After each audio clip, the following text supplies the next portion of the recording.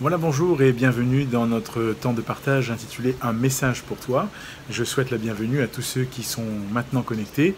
Et pour vous qui vous connectez entre-temps, nous allons marquer une très courte pause et nous lirons aujourd'hui dans le psaume 135 du verset 5 et 6 et nous lirons aussi du verset 15 au verset 18. Psaume 135, versets 5 et 6 et versets 15 à 18.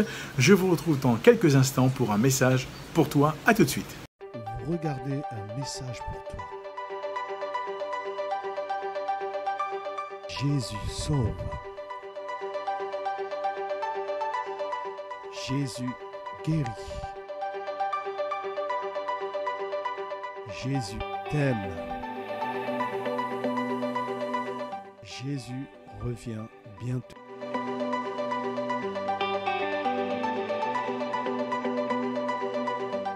Bonne écoute et que Dieu vous bénisse.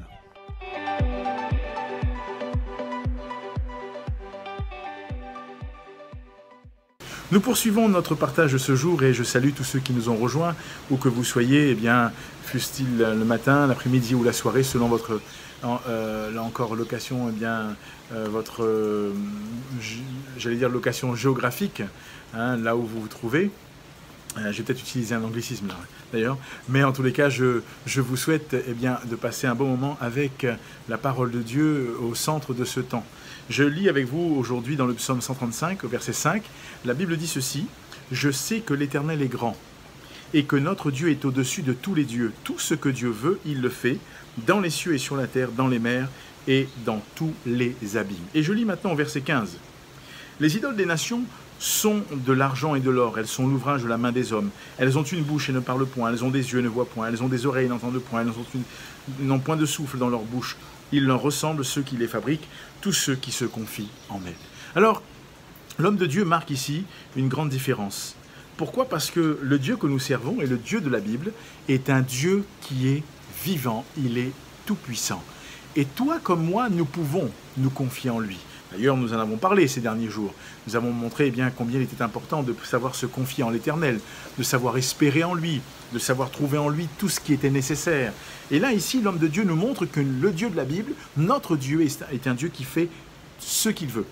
Je sais que l'Éternel est grand et que notre Seigneur est au-dessus de tous les dieux.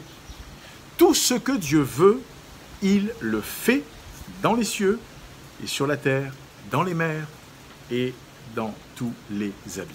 Alors, j'allais dire, si on pouvait parler un peu ainsi, le postulat de départ, c'est que Dieu fait tout ce qu'il veut. Il existe de toute éternité. Il n'a pas été créé par la main des hommes, mais il existe. Et l'homme de Dieu dit, tout ce que Dieu veut, il le fait. Est-ce que nous pouvons entendre cela? Est-ce que nous pouvons comprendre cela? Est-ce que nous pouvons réaliser cela? Est-ce que nous pouvons dire, oui, c'est cela, c'est de ce Dieu-là qu'il me faut. C'est de lui dont j'ai besoin. La Bible ajoute encore au verset 15, et là il y a un contraste entre le Dieu qui fait tout et qui peut tout, et il dit « Les idoles des nations sont de l'or et de l'argent ». Avec ces métaux, les hommes ont construit et ont fabriqué ce qu'ils appellent aujourd'hui parfois leur Dieu. Et sans critique aucune, l'homme de Dieu dit « Elles sont l'ouvrage de la main des hommes ». Donc ce sont des créations de l'homme. Parce qu'il dit, elles ont une bouche et ne parlent point, elles ont des yeux et ne voient point, elles ont des oreilles et n'entendent point, elles n'ont point de souffle dans leur bouche. Et le psalmiste nous rappelle une chose, il leur ressemble ceux qui les fabriquent, tous ceux qui se confient en elles. Allons-nous nous confier dans quelque chose qui ne peut rien pour nous, ou allons-nous nous confier dans quelqu'un qui peut tout pour nous? La grande différence est là. Le Dieu de la Bible est un Dieu qui peut tout. Il peut tout, il a tout pouvoir. Et dans ta vie, dans ma vie, dans nos vies, il veut triompher encore et encore. Il veut glorifier son nom encore et encore. Et si tu traverses des moments difficiles, tu traverses des temps plus ou moins compliqués, peut-être avec toute la pandémie, et nous pensons bien sûr à l'Inde, nous pensons à tous les pays de cette terre qui sont touchés. Nous prions pour que Dieu manifeste sa puissance et sa gloire, que Dieu vienne en aide, que Dieu glorifie son nom au travers, de son Fils Jésus dans la vie de ceux et celles qui crient à lui et qui s'attendent à lui. Parce que l'homme de Dieu dit, tout ce qu'il veut, il le fait dans les cieux, sur la terre, dans les mers et dans tous les abîmes. Et oui, est-ce que nous savons que notre Dieu est grand? Est-ce que nous savons que notre Seigneur est au-dessus de tous les dieux? Si nous le savons, croyons-le, vivons-le et confessons-le. et attendons-nous à la grâce de Dieu. Et nous prions pour chacun d'entre vous qui êtes connecté. Peut-être que c'est là où les premières fois que vous êtes en contact avec l'Évangile, et nous aimerions vous encourager. Ce Dieu-là est un Dieu tout-puissant. Ce Dieu-là est un Dieu qui est vivant. Ce Dieu-là est un Dieu qui ne ment pas. Ce Dieu-là est un Dieu qui a tout pouvoir. Et il est celui qui là encore, peut parler. Il est celui qui peut voir, il est celui qui peut entendre. Et il est celui qui a communiqué le souffle de vie à l'homme en le créant dans le jardin d'Éden. La Bible dit, il a créé l'homme, il a mis dans ce jardin, mais il a dit, il a insufflé, là encore, en créant l'homme, il a insufflé ce souffle, et dans le jardin, l'homme, là encore, étant là, Dieu va créer la femme, etc. Vous voyez comment Dieu fait? Il est celui il est l'auteur du souffle, et il donne la vie, il communique la vie.